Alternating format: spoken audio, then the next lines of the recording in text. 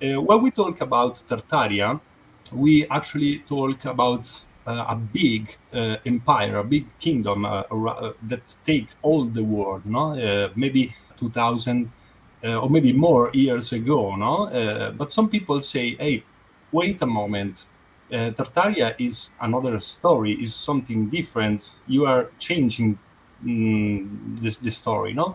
What do you think about this? I think it's misinformation to call Tartaria some type of global country or empire, right? So nobody was actually saying that ever. But some people on YouTube think that that's the case. I mean, they're promoting this idea that Tartaria was everywhere, Tartaria here, Tartaria there. I mean, everything Tartaria. But if you look closely to the documents that we are basing our narrative on, is actually some maps, some mentioning in the ancient encyclopedias, like 17th century, 18th century, and basically we see some depictions in the books where Tartars are depicted like ordinary Caucasian men. They don't look Asian, Mongolian, Moorish, or whatever people would be promoting. I don't know what they're doing on internet. What are they talking about actually? We should do particular review on each and everybody who is doing the information. But what I'm saying is actually Tartaria is just a geographical territorial brand.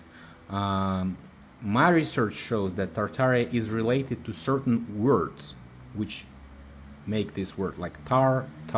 So this tar is actually related to three, and I posted this today on my Instagram, three different definitions.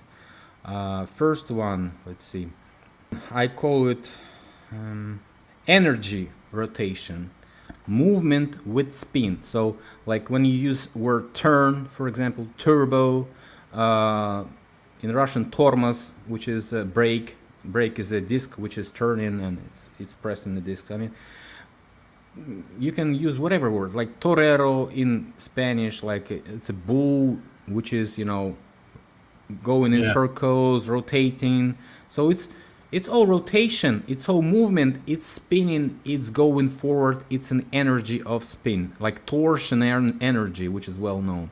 The energy that is spinning from the core of the earth, so-called, and it's like a wireless energy that we can obtain actually. So all these words connected and could actually be the definition of the original Tartaria, because if they use this energy, that's probably the place where this energy was obtained and used on a daily basis, on a routine basis. The second thing is ancient god's name, because we all know that Tara is the ancient god name, both in Russian Vedic knowledge and in Indian Vedic knowledge, so which is supposed to be one of the earliest officially recognized religions, Hinduism, I mean. And the third is, I would call it mining area or land known for mining. Because if you look around Tartaria, you find out that it's basically the waste land that is left by the mining corporation, huge mining corporation that were possessing this land and probably obtaining the goods from it, selling the goods from it. So it's all a little bit advanced story for some listeners that might seems to be. But you know, if you look closely, you find out that probably the most richest area in the world with the natural resources is the ex-Tartaria lands.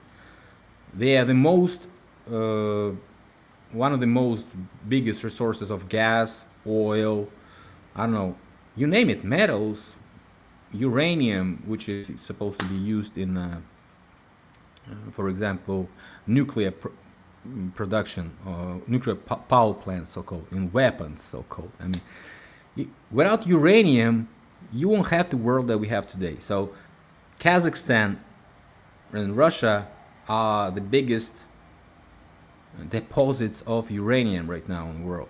So That's ex-Tartaria territory. And you can look further on each and every mineral. You find out that Tartaria has it. Gold, diamonds, whatever, you name it. I mean, everything's there. And Russia possesses this territory right now. And we know Russia has a bunch of natural resources. It's like when you go for, you know, for woods, you go to the forest, right? You find the wood chunks and, you know, you set the fire in the woods. When you go for minerals, you go to Tartaria. That's the best way to do that, because probably the deposits were open and the resources were clear and easy to get. So that's why they probably called it Tartaria, because we don't have the certain country name listed Tartaria. We have only flags of the Khan of Tartaria. We have small Tartaria, which is regional name. So I think it's just a big piece of land which was controlled by the proxy governments, which were probably controlled by somebody else, like a mining corporations, like we have today, like corporatocracy, right? We don't have democracy, we have the corporatocracy. Like EU is an upper government structure, which is not government of actual national country. It's something above, it's proxy control of the territory. So if we would call Europe something in the future, we would call probably European Union. But that doesn't mean the country European Union was existing, right? Right. There wasn't such country. It's a union, like a Soviet Union, or I don't know. If you go further to United States of America, you find out that there is no country of United States of America. There's a union of several states which have sovereignty, each and every one. But as a union, they call themselves United States of America, actually. So it's a corporate law. It's a maritime law. It's all based on English maritime law. And that's why we have all these definitions. So probably the Tartarian definition was also brought up by those who were creating this maritime law. And they called this area Tartaria just because it wasn't possessed by a single state. It was just a, you know, union or corporate possessed land. And probably it was on the ruins of a bigger union. What about Tartaria? Tartaria is the 100% copy of what we have today, because Tartaria was supplying gas, and I found a bunch of star forts chains which probably were connected with some gas pipelines, and star forts itself could be established on the place where gas well was obtained. I mean, they were pumping the gas out and growing the city around it because they had lighting, they had energy, they had, you know, some income, and so on. So they created this fort to protect it from maybe local people who probably were in big numbers, maybe wildlife, animals, wolves, bears, whatever, you know, you name it. And the city was growing. Each and every European city had this structure. I mean, small star fort, maybe citadel you call it, and something growing bigger and bigger and bigger, and the hugest. Everything is connected to rivers, water supply routes. So some type of gas empire, some type of gas union was probably fighting the European civilization. I believe it was Holy Roman controlled civilization. What I'm trying to say is that Tartaria was a gas empire, was fighting them. Right now Russia is possessing the same territories, also playing the role of the opposite, of the counterfeit of the Western civilization, along with China, which is also located near ex-Tartaria, and Iran, which is also ex-Tartaria. So I mean, ex-Tartaria provinces are fighting the ex-Holy Roman Empire, and so on. So the situation is repeating, and I believe we're gonna see these emerging very soon. Yeah.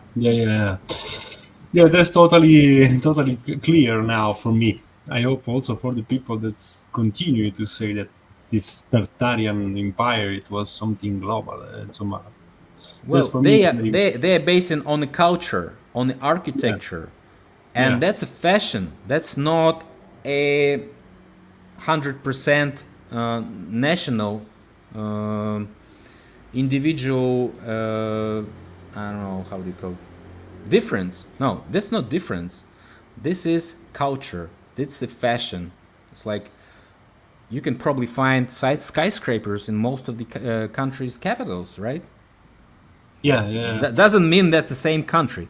It's a corporate fashion. It's an architectural fashion which is transferred, and along with the cost of construction could influence some architectures to choose this or that decision for construction something. But if we look at the case as a union, as a trade union, as a mining union that could possess each and every territory and control it, that makes another sense, because they could have built the buildings for themselves that could be left to that country where it was, you know, constructed right now. And that's why you have the same type of buildings, the same constructions that could be built in Japan, it could be built in Argentina, Chile, or whatever, which is like way far away. But that's only architecture. That's the aspect of architecture. There's another aspect. Yeah. In fact, sorry. In an episode, we call it like global consciousness of architecture, or global consciousness of energies. Something similar. We didn't say that this is Tartarian Empire. We say that we have the same consciousness, just this. Yeah, style. Yeah, style. Yeah. Yeah. Yeah, that now maybe it's just forget. It's just don't use anymore, you know. But that's good to know. I think that people just wanted to construct something for long term, right? And the cost of that, the efficiency of these buildings probably were, you know, in favor of constructing such thing, because you probably some other shapes, some other styles wouldn't make the same for those who were, you know, paying the money, who were budgeting this. But if that was, you know, just a global union of trade, and people were communicating, exchanging technologies, exchanging architecture, styles, decisions, and the problems that could be actually while you construct this building, huge problems could be. But probably they had resources, probably they had this brick production developed enough, right? Because they used bricks everywhere. And that's the thing to talk about, because brick production is not that simple. It's not a primitive way to construct something. And that's another mistake by the officials that don't even research how brick production was developing, emerging in different parts of the world, how this or that construction could be actually constructed and explained with the technology of that time at a certain period, at a certain region. Like, you cannot construct huge construction without brick factories, glass factories, plenty of workers, transportation system, cranes, and some other things like you can use mechanisms and so on. So it's not just the people in the mud carrying bricks in their hands, right? You're supposed to have some measurements, you know, laser, I don't know, leveling and so on. It's just a whole bunch of information, and the historians completely ignore it sometimes. That's my response to what Tartaria is, from my point of view.